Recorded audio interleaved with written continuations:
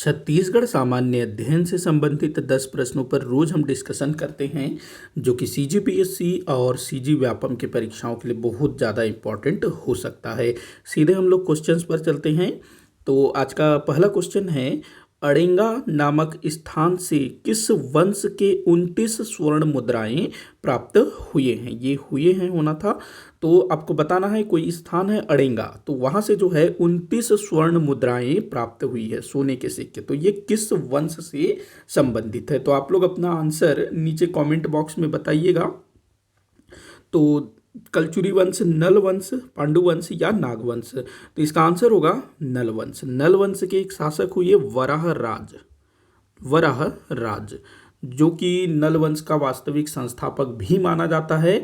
और ये नल वंश कहाँ पर शासन करता था भाई? तो बस्तर क्षेत्र में मुख्यतः इसका क्षेत्र था, प्रभाव था। एक समय ऐसा भी आया जब इसने छत्तीसगढ़ के बहुत बड़े एरिया पर अपना अधिकार कर रखा था। तो वराहराज जो कि इस वंश का वास्तविक संस्थापक था, तो उसी के 29 स्वर्ण मुद्राएं कोंडागांव जिले के अड़ेंगा नामक गांव से प्राप्त हुए हैं। तो ये नल वंश से संबंधित है और राजा का नाम याद रखेंगे वराह राज। मतलब कि ये काफी शक्तिशाली रहा होगा और आर्थिक दृष्टि से भी काफी संपन्न रहा होगा, तभी तो भाई सोने के सिक्के जारी कर रहा था। बढ़ते हैं अगले क्वेश्चन की तरफ। तो अगला क्वेश्चन दिया हुआ है, प्रथम शहीद वीर नारायण सिंह सम्मान प्राप्त हुआ था। आपको बताना है कि जो शहीद वीर नारायण सिंह सम्मान छत्तीसगढ़ सरकार द्वारा जो दिया जाता है, तो वो पहली बार किसको दिया गया था? यह सम्मान जो है 1 नवंबर सन 2001 को शुरू किया गया था, हमारे छत्तीसगढ़ राज्य स्थापना के 1 वर्ष पूर्ण होने के उपलक्ष्य में। कुल मिलाकर के ना 11 पुरस्कार इस दिन जो है शुरू किए गए थे 1 नवंबर सन 2001 को।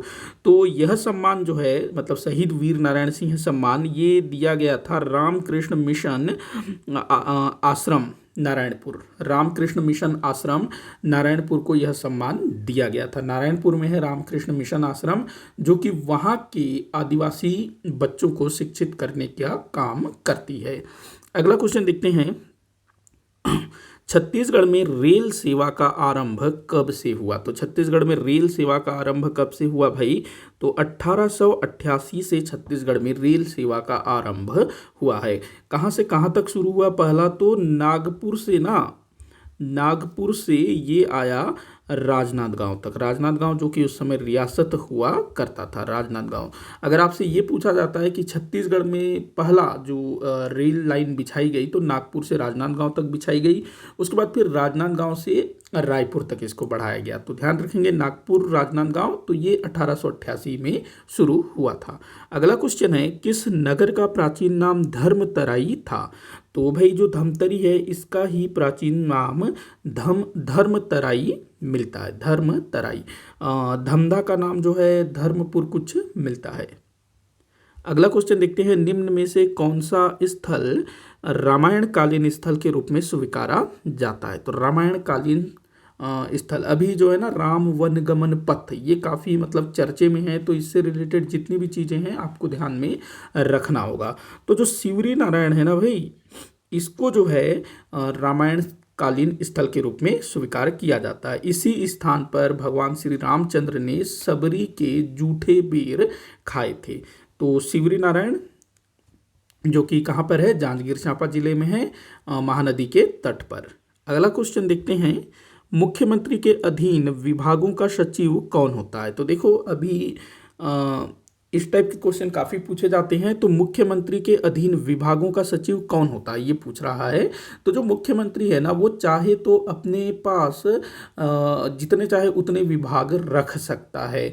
तो मुख्यमंत्री के पास बहुत सारे विभाग होते हैं, तो उन विभागों का सचिव कौन होता है भाई? तो मुख्य सचिव, राज्य का जो मुख्य सचिव होगा वही जो है मुख्यमंत्री के अधीन विभागों का भी सचिव होगा। ध्यान रखेंगे इस चीज को। वर्तमान समय में हमारे छत्तीसगढ़ राज्य के मुख्य सचिव कौन है? तो अमिताभ जैन। ध्यान रखेंगे। अगला क्वेश्चन है, निम्न में से कौन सा मंदिर नल वंश के शासकों द्वारा बनवाया गया है? तो नल वंश के शासक जो बस्तर क्षेत्र में शासन करते थे, तो इनके द्वारा कौन सा मंदिर बनवाया गया है? 1 मिनट यहाँ पर, हाँ ठीक। तो जो बत्तीसा मंदिर है ना, इसका निर्माण करवाया है नागवंशीय शासकों ने। किन्होंने? नागवंशीय शासकों ने। देवरानी जेठानी का मंदिर गुप्त काल से संबंधित है, जो कि सरबपुरीय शासकों के काल में बनवाया गया था। लक्ष्मण मंदिर का निर्माण पांडुवंशीय शासकों द्वारा बनवाया गया है। जो महाशिवगुप्त बालार्जुन थे, उनकी जो माता थी वशाटा देवी, उन्होंने जो है सिरपुर के लक्ष्मण मंदिर का निर्माण करवाया। बच गया राजीव लोचन मंदिर, जो कि कहाँ पर है? राजिम में है। राजिम महानदी के तट पर, जो छत्तीसगढ़ का प्रयाग भी कहलाता है। तो राजीव लोचन मंदिर, इसका निर्माण करवाया था नल वंशीय शासक विलास तुंग ने। देखो, जो नल वंश के शासक थे, जो बस्तर क्षेत्र में शासन करते थे, उन्होंने एक समय पर पूरे छत्तीसगढ़ पर अधिकार कर रखा था। तो उसी समय विलास तुंग ने राजीव लोचन मंदिर का निर्माण करवाया राजिम में। ध्यान रखना। अगला क्वेश्चन देखते हैं, निम्न में से कौन सी नदी बैलाडीला की पहाड़ियों से निकलती है? तो बैलाडीला की पहाड़ियों से निकलने वाली नदी का नाम आपको बताना है। कोटरी नदी, भाई इसको तो हटा ही दो, ये तो राजनांदगांव जिले के मोहला मानपुर तहसील से निकलती है। सबरी नदी, ये तो भाई छत्तीसगढ़ के बाहर उड़ीसा राज्य का जो कोटपाड़ क्षेत्र है ना, जयपुर क्षेत्र, उस तरफ से निकलती है सबरी नदी। बच गए संखिनी और डंकिनी। संखिनी और डंकिनी दोनों का संगम होता है दंतेवाड़ा पर, और इन्हीं दोनों के संगम पर कौन सा मंदिर बना हुआ है? दंतेश्वरी मंदिर। तो इन्हीं दोनों में से कोई एक जो है आंसर होगा। तो देखिएगा, जो डंकिनी नदी है ना, ये जो है डांगरी डोंगरी या फिर डोंगर डांगर नामक पहाड़ी से निकलती है। और ये जो संखिनी नदी है, ये बैलाडीला के पहाड़ी की जो नंदीराज पर्वत श्रृंखला है ना, वहाँ से निकलती है। तो बैलाडीला की पहाड़ी से निकलने वाली नदी कौन है? संखिनी नदी। और यह सर्वाधिक प्रदूषित नदी है, क्योंकि बैलाडीला क्षेत्र से निकलती है, और बैलाडीला से लौह अयस्क का खनन किया जाता है। लौह अयस्क का निकाला जाता है, मतलब जमीन के अंदर से। तो जो लोहा का जो उसका जो लाल रंग होता है, लोहे को वहाँ पर मतलब एक तरह से धोया हुआ जाता है, उसका जो कचरा है सब नदी में बहा दिया जाता है, जिस कारण से संखिनी नदी सबसे प्रदूषित नदी है छत्तीसगढ़ राज्य की। और इसका रंग जो है लाल दिखता है। इसी कारण वहाँ के जो लोकल लोग हैं ना, जो आदिवासी लोग हैं, इसको लाल नदी कहते हैं। और इसको रक्ताभ नदी भी बोला जाता है, क्योंकि रक्त के समान लाल होता है इस नदी का पानी। और इस नदी के आसपास रहने वाले जो ग्रामीण है ना, वो मानसिक रूप से विकृत होते जा रहे हैं, क्योंकि इस नदी का वो उपयोग करते हैं पीने के लिए, नहाने के लिए। तो कई सारी बीमारियां उनमें देखने को मिल रही है। विशेष तौर पर वो मानसिक रूप से बीमार हो रहे हैं। तो ध्यान रखना है, संखिनी नदी, बैलाडीला की पहाड़ियाँ। अगला क्वेश्चन देखते हैं, इंदिरा कला संगीत विश्वविद्यालय की कुलपति कौन है? तो भाई ममता चंद्राकर, जो कि छत्तीसगढ़ की लोक गायिका हैं। और ये ना छत्तीसगढ़ जो आकाशवाणी है ना रायपुर, तो वहाँ पर ये सेवारत थी, आकाशवाणी में ये सेवारत थी। इनका नाम जो है ना मोक्षदा, ये भी आपको देखने को मिलेगा, मोक्षदा चंद्राकर। तो कभी पूछा जा सकता है कि किनका नाम मोक्षदा चंद्राकर है? तो ममता चंद्राकर। और इन्होंने जो हमारे छत्तीसगढ़ राज्य का जो राजगीत है उसको गाया है, अरपा पैरी के धार को। इनको जो है पद्मश्री सम्मान से भी सम्मानित किया जा चुका है। डिलीट की उपाधि भी इनको मिली हुई है। काफ़ी सारे सम्मान इनको मिला है। डॉक्टर मांडवी सिंह, जिनका संबंध कथक से है, मैंने इनसे रिलेटेड एक क्वेश्चन पूछा था। और ये जो हैं इंदिरा कला संगीत विश्वविद्यालय की भूतपूर्व कुलपति रह चुकी हैं। मतलब कि ममता चंद्राकर के पहले डॉक्टर मांडवी सिंह, ये जो है ना इंदिरा कला संगीत विश्वविद्यालय की कुलपति रह चुकी हैं। अगला क्वेश्चन देखते हैं, जो कि इस वीडियो का आखिरी क्वेश्चन होगा। बस्तर के किस राजवंश ने मूर्तिकला में रुचि ली? तो आज बस्तर से मेरे ख्याल से 3 क्वेश्चन हुए ना।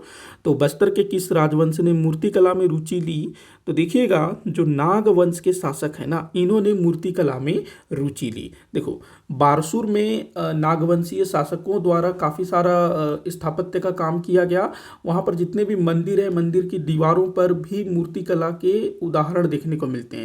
और नागवंशीय शासकों का मूर्तिकला का जो सबसे बड़ा उदाहरण है, वो है बारसूर की गणेश प्रतिमा, विशाल गणेश प्रतिमा। छोटा मोटा नहीं, बहुत बड़ी, मतलब बहुत बड़े साइज का है गणेश जी की प्रतिमा, जो कि इन्हीं नागवंशीय शासकों द्वारा बनवाया गया है। इसके अलावा, बारसूर के अलावा भी इन्होंने और दूसरे स्थानों पर, जैसे कि बस्तर जिले में एक स्थान है नारायणपाल, जहाँ पर नारायण मंदिर है। इसके अलावा और भी काफ़ी सारे स्थानों पर नागवंशीय शासकों ने निर्माण कार्य करवाया था, जहाँ इनके स्थापत्य का कला और मूर्ति कला के सुंदर उदाहरण देखने को मिलते हैं।